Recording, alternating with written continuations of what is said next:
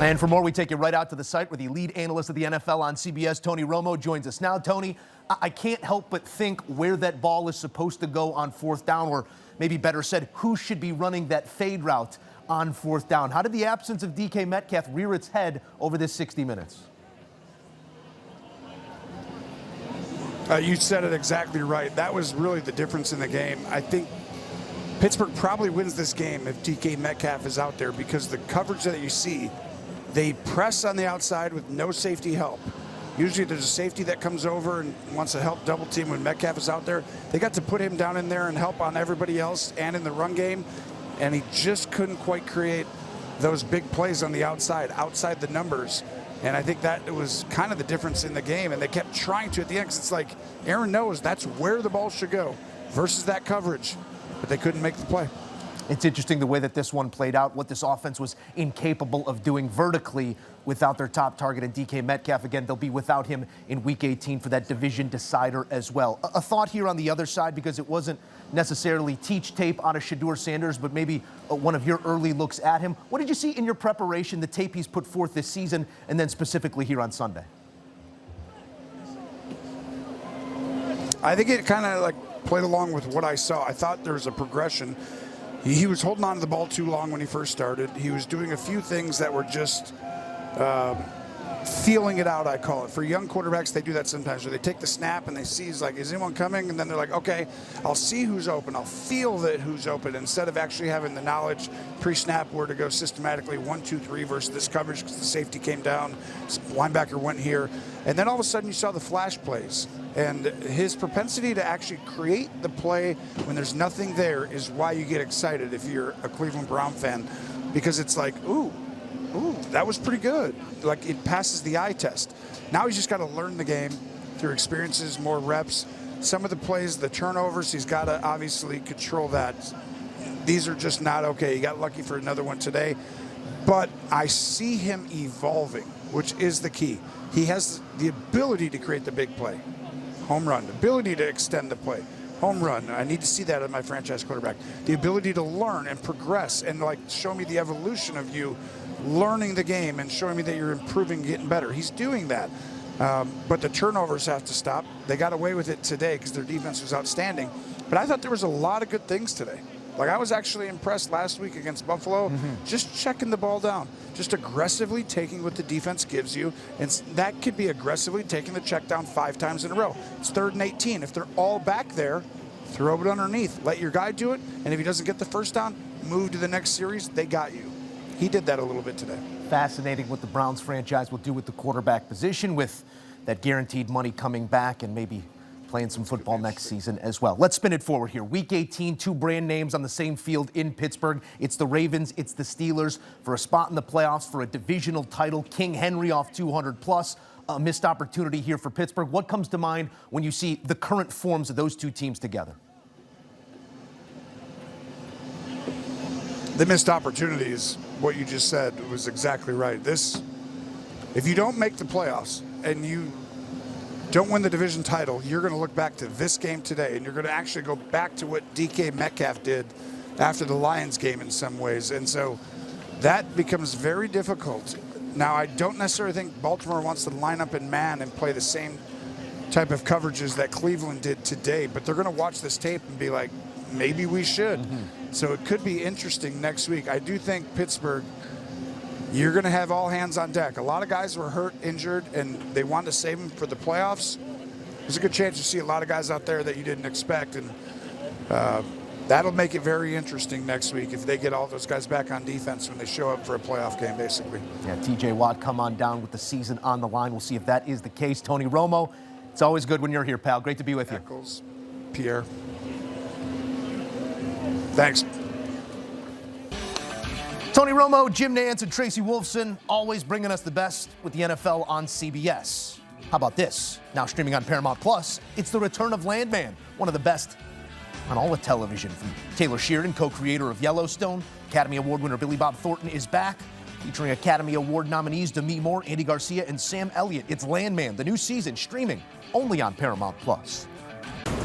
Back in studio with the fellas, and I first go to my 2-time Super Bowl champ in black and yellow for what we saw transpire throughout that 60 minutes? The end scene, I heard your reaction. You wanted Gainwell on that last rep, but felt like we knew where the ball was going. Unfortunately, not the right guy out there running the route.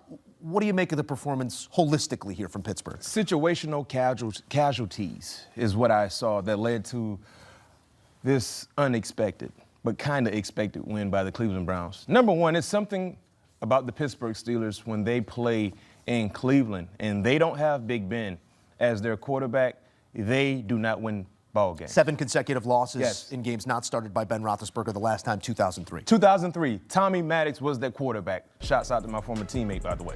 But in this game, guys, when I talk about situational casualties, I want to highlight 3 moments that were defining moments in this ball game. We saw one there in the highlight.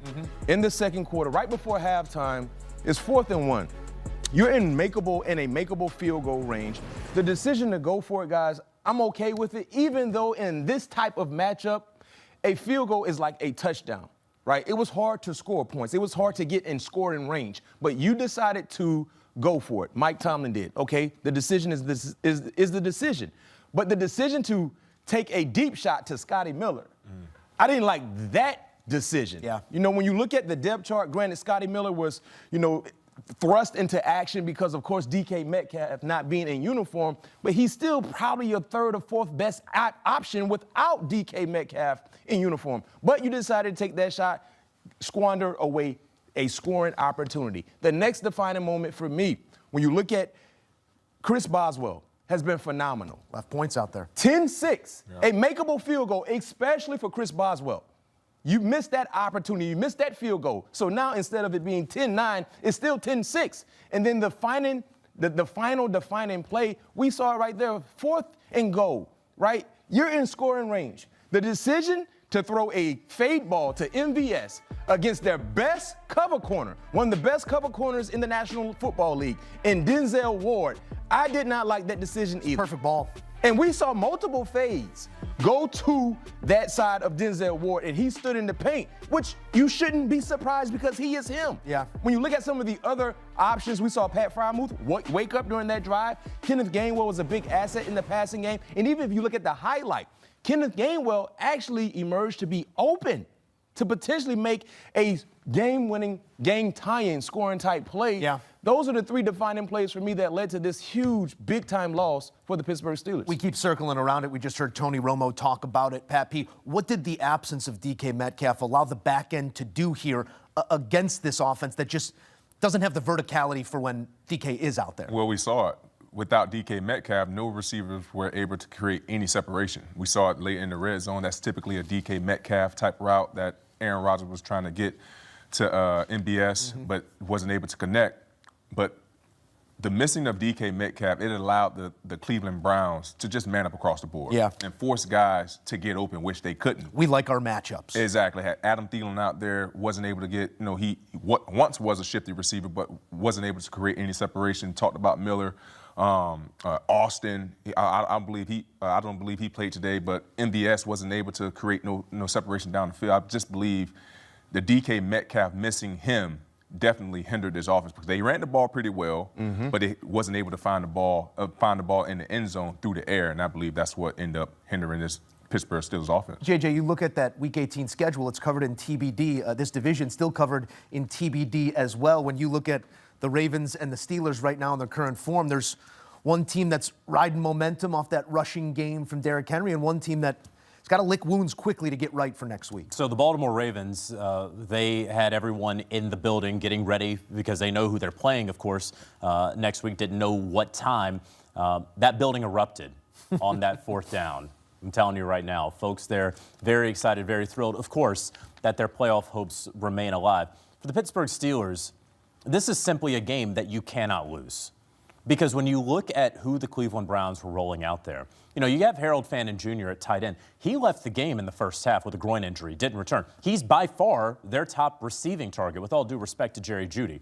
You look at their running backs, Quinshon Judkins broke his ankle a week ago. So they're on Dylan Sampson at this point. You have Shedeur Sanders, who has 1 win so far to his name, who loves to hold on to the football, who gave you the football twice and wanted to give it to you more.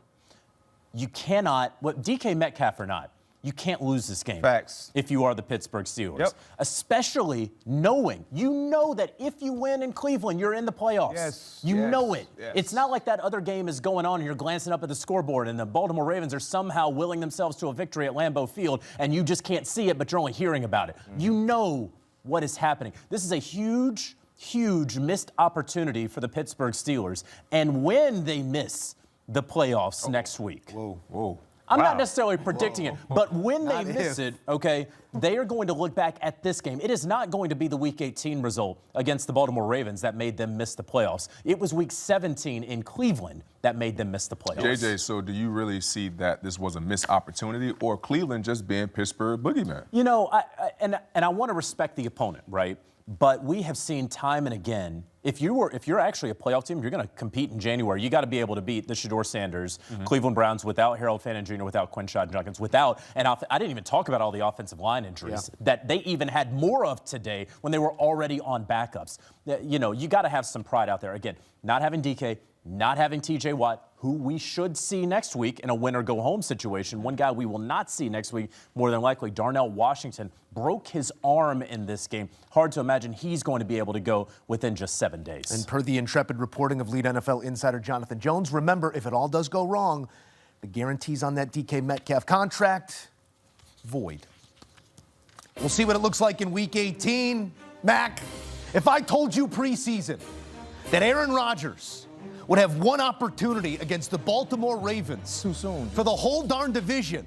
It's too soon. We got to get this thing turned in the right direction. Yeah, we do, but I'm still.